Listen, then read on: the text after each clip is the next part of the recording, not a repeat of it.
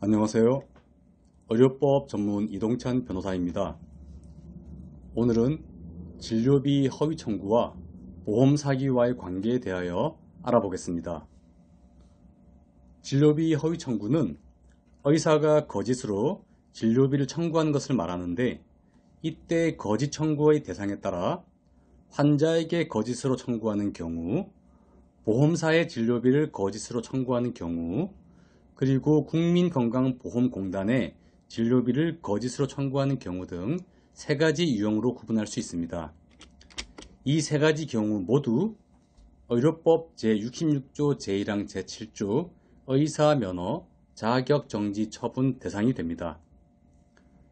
한 가지 유의하실 것은 의료법상 모든 자격정지 처분은 자격정지 기간 동안 대진리를 둘 수 있어 실제로 병원이나 의원을 운영하는데 큰 차질이 생기지 않는 데 반해 유일하게 진료비 허위 청구로 인한 자격정지 처분의 경우에는 의료법 제66조 제3항에서 의료기관은 그 의료기관 개설자가 제1항 제7호, 즉 진료비 허위 청구에 의해 자격정지 처분을 받은 경우에는 그 자격정지 기간 중 의료업을 할 수 없다고 강제 규정을 두고 있어서 예외적으로 이 경우에는 대진리를 둘 수 없고 병원, 의원 문을 닫도록 강제하고 있습니다.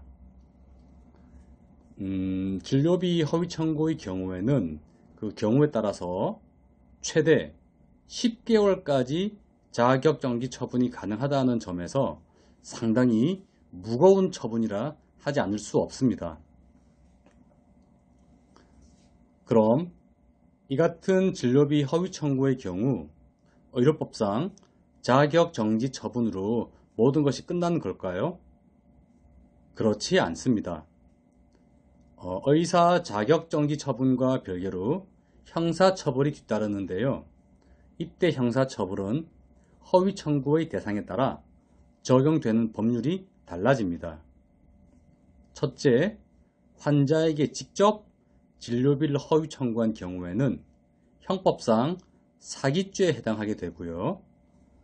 보험사를 상대로 진료비 상당의 보험금을 청구하여 받은 경우에는 보험사기 방지 특별법상 보험사기죄로 처벌받게 됩니다.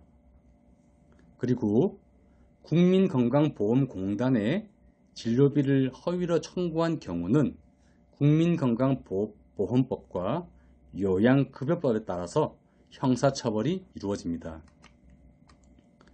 요약하면 보험사기는 진료비 허위 청구의 한 유형으로서 그 진료비를 납부하는 최종 대상이 보험사인 경우를 의미한다고 이해하시면 될 것 같습니다.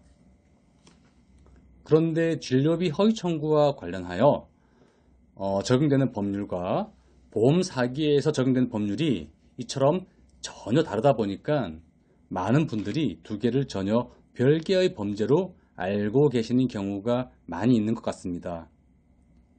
그러다 보니 어떤 의료인께서는 이거는 진료비 허위 청구니까 의료법상 행정처분만 잘 대비하면 되는 거구나 하시고 미처 보험 사기에 대한 형사처벌 대비를 하지 못하시는 경우가 있고, 그 반대로 제가 경험한 어떤 경우에는 이건 보험 사기니까 의사면허 자격정지와는 아무런 관계가 없을 거야 라고 판단해서 행정처분에 대한 준비 시기를 놓치는 경우도 있었습니다.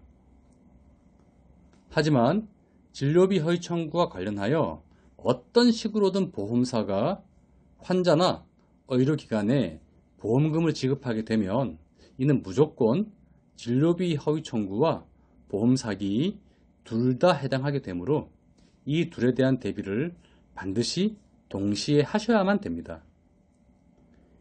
행정처분과 형사처벌은 서로 준비할 내용과 절차가 좀 다릅니다. 따라서 이 둘을 동시에 놓고 고민하지 마시고 조금은 분리해서 고민하고 신중히 준비할 필요가 있습니다. 진료비 허위 청구 그리고 보험 사기는 적용되는 법률에 따라 법률이 많고 시차를 두고 3개에서 5개까지의 소송과 행정처분이 이어지므로 그 과정을 미리 이해해 두는 게 여러모로 도움이 될 수 있습니다. 진료비 허위 청구와 보험 사기의 절차, 준비할 내용, 소송 전략 등에 대하여는 작년에 제가 교보문고에서 출판한 진료비 허위 청구의 모든 것이라는 책에 그 내용이 자세히 나와 있으니까 한 번쯤 참고해 보시기를 권해 드립니다. 종이책과 전자책 모두 나와 있으니 인터넷 교보문고에서 편하게 보실 수 있으리라 생각됩니다. 오늘은 진료비 허위 청구와 보험 사기의 관계에 대해서 말씀드렸고요. 저는 더 프렌즈 법률사무소의 의료법 전문 이동찬 변호사였습니다. 감사합니다.